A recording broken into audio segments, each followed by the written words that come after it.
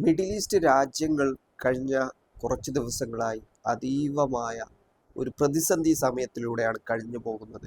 നമ്മുടെ നാട്ടിലെ ഭൂരിഭാഗം ആളുകളും ജോലി തേടി പോയിട്ടുള്ള ഒരു രാജ്യം എന്നുള്ള നിലയ്ക്ക് മിഡിൽ ഈസ്റ്റ് രാജ്യങ്ങൾ ഇപ്പോൾ അകപ്പെടുന്ന പ്രതിസന്ധികൾ നമ്മുടെ നാടിനെയും ബാധിച്ചു തുടങ്ങിയിട്ടുണ്ട് എന്നുള്ളത് ഒരു യാഥാർത്ഥ്യമാണ്.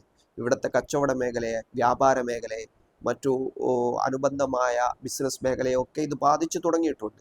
ഇനി യുദ്ധം നീണ്ടാൽ അല്ലെങ്കിൽ കൂടുതൽ ഗുരുതരമായ പ്രശ്നങ്ങളിൽ അകപ്പെട്ടാൽ അത് കൂടുതൽ പ്രതിസന്ധിയിലേക്ക് നമ്മളെ കൊണ്ടുപോകുമെന്നുള്ള കാര്യത്തിലും സംശയമില്ല. ഇനി ഈ ഈ രാജ്യങ്ങളുടെ നിലവിലുള്ള അവസ്ഥ എന്ത് ആണ് എന്നുള്ളത് നമ്മൾ പരിശോധിക്കേണ്ടതുണ്ട്. യു എയെ സംബന്ധിച്ചിടത്തോളം യു എ ആണ് ഇതിലെ ഏറ്റവും പ്രധാനപ്പെട്ട കക്ഷി. ദുബൈ ആസ്ഥാനം, ദുബൈ എന്നുള്ള ഒരു ലോകത്ത് തന്നെ ഏറ്റവും വലിയ ഈ ഒരു വ്യാപാര മേഖലയുടെ ഹെഡായി പ്രവർത്തിക്കുന്ന ഒരു കേന്ദ്രം എന്നുള്ള നിലക്ക് ദുബൈയെ കേന്ദ്രീകരിച്ചാണ് അന്താരാഷ്ട്ര തലത്തിൽ തന്നെ പ്രധാനമായിട്ടും ഈ ഒരു വ്യാപാര മേഖല പ്രവർത്തിക്കുന്നത്. പക്ഷേ ദുബൈയെ സംബന്ധിച്ചിടത്തോളം അല്ലെങ്കിൽ യു എയെ സംബന്ധിച്ചിടത്തോളം അവർ പുറത്തുനിന്നും ഇറക്കുമതിയെ ഒരുപാട് ആശ്രയിക്കുന്നുണ്ട്. അത് അവരുടെ ഭക്ഷ്യോൽപാദനത്തിലായാലും അല്ലെങ്കിൽ മറ്റുള്ള വിഭവങ്ങളിലായാലും ഇങ്ങനെ നിരന്തരമായ അവരുടെ ജീവിതവുമായി ബന്ധപ്പെട്ട് കിടക്കുന്നതാണ്. ലോകത്തിലുള്ള ഒട്ടുമിക്ക രാജ്യങ്ങളുടെയും ആളുകൾ അധിവസിക്കുന്ന ഒരു രാജ്യം എന്നുള്ളവർക്ക് യു എ ഇ പ്രതിസന്ധിയെ വളരെയധികം അഭിമുഖീകരിക്കുന്നുണ്ട്. ഇനി എത്ര ദിവസം ഇത് നീളും? ഇത്ര ദിവസത്തെ ഭക്ഷ്യോൽപാദനം ആണ് അല്ലെങ്കിൽ ഭക്ഷണ വസ്തുക്കളാണ് ഞങ്ങളുടെ കയ്യിൽ ഉള്ളത്. ഇനി എത്ര ദിവസം ഇത് നീണ്ടാൽ ഇത് കൂടുതൽ പ്രതിസന്ധിയിലേക്ക് പോകുമെന്നൊക്കെ മനസ്സിലാക്കേണ്ട ഒരു കാര്യമാണ്. പ്രത്യേകിച്ചും നിലവിലുള്ള സാഹചര്യത്തിൽ അവിടെ പച്ചക്കറികൾക്കൊക്കെ വില വർദ്ധിക്കുന്നതായി പ്രവാസി സുഹൃത്തുക്കൾ പറയുന്നുണ്ട്. ഭക്ഷ്യ സാധനങ്ങൾക്ക് വില വർദ്ധിക്കുന്നതായി പ്രവാസി സുഹൃത്തുക്കൾ പറയുന്നുണ്ട്. പക്ഷേ സർക്കാർ തലത്തിൽ അതിന് നടപടിയെടുക്കുമെന്ന് ഭരണകൂടം പറയുന്നുണ്ടെങ്കിൽ പോലും ഇത് പ്രതിസന്ധി സൃഷ്ടിക്കുന്നതാണ്. ഇറാനാണെങ്കിൽ ആക്രമണങ്ങൾ അവസാനിപ്പിച്ചിട്ടില്ല. വലിയ ആക്രമണങ്ങൾ നടത്തുന്നില്ലെങ്കിൽ പോലും അമേരിക്കൻ സൈനിക ബേസുകൾക്ക് കഴിഞ്ഞ ദിവസം ആക്രമണമുണ്ടായി. അബുദാബിയിലെ അമേരിക്കൻ സൈനിക ബേസുകൾ, ക്യാമ്പുകളെ വീണ്ടും ആക്രമിച്ചിരിക്കുകയാണ്. ബഹ്റൈനിലും സമാനമാണ് സ്ഥിതി. ബഹ്റൈനിലാണ് ഏറ്റവും അതിശക്തമായ ആക്രമണങ്ങൾ കഴിഞ്ഞ ദിവസം നടന്നത്. ബഹ്റൈനും കുവൈറ്റും, ഈ രണ്ട് രാജ്യങ്ങളിൽ വലിയ ആക്രമണങ്ങൾ ഇറാൻ നടത്തി. അവരുടെ 5ാം പടക്കപ്പലിന്റെ സൈനിക വിന്യാസം നെവൽ ബേസിനെ വലിയ ആക്രമണങ്ങളാണ് കഴിഞ്ഞ ദിവസം നടന്നത്. വലിയ മിസൈലുകൾ ഉപയോഗിച്ചു വലിയ ആക്രമണങ്ങൾ ബഹ്റൈനിൽ നടന്നു.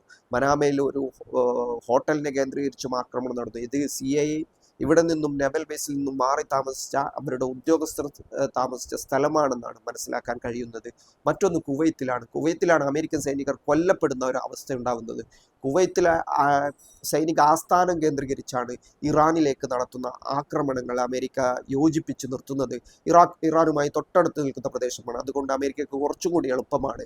അങ്ങനെയുള്ള കുവൈത്തിൽ നിന്നാണ് ഏറ്റവും കൂടുതൽ ആക്രമണങ്ങൾ നടത്തുന്നത്. പക്ഷേ അവിടെയാണ് അമേരിക്കൻ സൈനികരുടെ മരണം അടക്കം റിപ്പോർട്ട് ചെയ്യപ്പെടുന്നത്. അവിടെയും വലിയ ആക്രമണങ്ങൾ ഇറാൻ നിലവിലുള്ള അവസ്ഥയിൽ നടത്തുന്നുണ്ട്. അവരുടെ മിസൈലുകൾ ഉപയോഗിക്കുന്നുണ്ട് എന്ന് തന്നെയാണ് മനസ്സിലാക്കേണ്ട കാര്യം. അപ്പോൾ ഈ 3 രാജ്യത്തും വലിയ പ്രതിസന്ധി അഭിമുഖീകരിക്കുന്നുണ്ട്. ബഹ്റൈനെ സംബന്ധിച്ചിടത്തോളം ബഹ്റൈനിലെ 5ാം പടക്കപ്പലിന്റെ ആസ്ഥാനം ഉപയോഗിച്ചാണ് ഈ ഇറാന് നേരെ ഉണ്ടായ ആദ്യത്തെ പ്രാഥമിക ആക്രമണം. ഒരു സ്കൂളിലേക്ക് നടത്തിയ ആക്രമണത്തിൽ 5 കുട്ടികളടക്കം നിരവധി പേർ കൊല്ലപ്പെടുന്ന അവസ്ഥയുണ്ടായത്. അതിനാൽ അതിശക്തമായ തിരിച്ചടിയാണ് ബഹ്റൈനിലേക്ക് ഇറാൻ നടത്തിക്കൊണ്ടിരിക്കുന്നത്. പിന്നീട് ഖത്തറുമായി ബന്ധപ്പെട്ട് ഖത്തറിലെ അൽ ഉദൈദിനെ വീണ്ടും ലക്ഷ്യം വെക്കുകയാണ്. അവിടെയും മിസൈലുകൾ പതിക്കുന്നുണ്ട് എന്നുള്ളത് ഒരു യാഥാർത്ഥ്യമാണ്. ഇതാണ് ഈ ഒരു മേഖലയെ പ്രതിസന്ധിയിലാക്കുന്ന കാര്യങ്ങൾ എന്നുള്ളത്. സൗദി അറേബ്യയും ഇതിൽ നിന്നും വ്യത്യസ്തമായ ഒരു സാഹചര്യമില്ല. മറ്റൊന്ന് ഇറാഖിലാണെങ്കിൽ ഇന്ത്യക്കാരെ സംബന്ധിച്ചിടത്തോളം അത്ര വലിയ പ്രതിസന്ധിയൊന്നും പറയാനില്ലെങ്കിൽ പോലും അവിടെ അമേരിക്കൻ സൈനിക താവളങ്ങളെ, പ്രത്യേകിച്ചും കുർദ് മേഖലയിലെയും ഇപ്പോൾ ലക്ഷ്യമാക്കി ആക്രമണങ്ങൾ നടക്കുന്നു എന്നതാണ്. ഇങ്ങനെ നോക്കുമ്പോൾ ബഹുമുഖങ്ങളായ മിഡിൽ ഈസ്റ്റിനെ ആകെ പ്രശ്നത്തിലാക്കുന്ന, പ്രതിസന്ധിയിലാക്കുന്ന പ്രശ്നങ്ങൾ നടന്നുകൊണ്ടിരിക്കുകയാണ്. സൗദി അറേബ്യയെ സംബന്ധിച്ചിടത്തോളം അവർ അമേരിക്കയിലേക്കുള്ള അവരുടെ ഇൻവെസ്റ്റ്മെന്റ് കുറക്കാനുള്ള പദ്ധതികൾ ആലോചിക്കുന്നു എന്നതാണ്. കാരണം നിലവിലുള്ള അവസ്ഥയിൽ എണ്ണയുടെ ഉൽപ്പാദനവും അതിന്റെ വിതരണവും നടക്കില്ല എന്നുള്ള ഒരു പ്രതിസന്ധി അഭിമുഖീകരിക്കുന്നുണ്ട്. അങ്ങനെയുള്ള പശ്ചാത്തലത്തിൽ അവരുടെ ഇൻവെസ്റ്റ്മെന്റ് കുറച്ചു കൊണ്ടുവരുന്നതിനുള്ള കാര്യങ്ങൾ അവർ അമേരിക്കയെ ഔദ്യോഗികമായിട്ട് അറിയിക്കുന്ന രീതിയിലേക്ക് കാര്യങ്ങൾ പോയിട്ടുണ്ട്.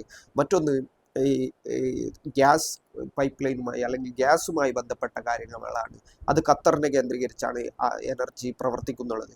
ഖത്തറും നിലവിൽ അതൊരു പ്രതിസന്ധി അഭിമുഖീകരിക്കുന്നുണ്ട്. UAE സംബന്ധിച്ചിടത്തോളം ഇനി ഭക്ഷ്യോൽപാദനം ഇറാനിൽ നിന്നും വരാൻ സാധ്യതയില്ല. എങ്കിലും സൗദിയെ ആശ്രയിക്കേണ്ട ഒരു അവസ്ഥയാണ്. സൗദിയിൽ നിന്നാണെങ്കിൽ ഈ ഹോർമിസ് കടലിടുക്ക് ഒഴിവാക്കി നേരിട്ട് ഈ വ്യാപാര പാത, ഈ റോഡ് മാർഗം സാധനങ്ങൾ എത്തിക്കാനുള്ള ഒരു കാര്യമാണ് ചെയ്തുകൊണ്ടിരിക്കാനുള്ള ശ്രമങ്ങളാണ് നടത്തിക്കൊണ്ടിരിക്കുന്നത്. ഏതായാലും ഈ ഗൾഫ് മിഡിൽ ഈസ്റ്റിനെ സംബന്ധിച്ചിടത്തോളം പ്രതിസന്ധിയാണ് യഥാർത്ഥത്തിൽ നടന്നുകൊണ്ടിരിക്കുന്നത് എന്നുള്ളത് ഒരു യാഥാർത്ഥ്യമാണ്.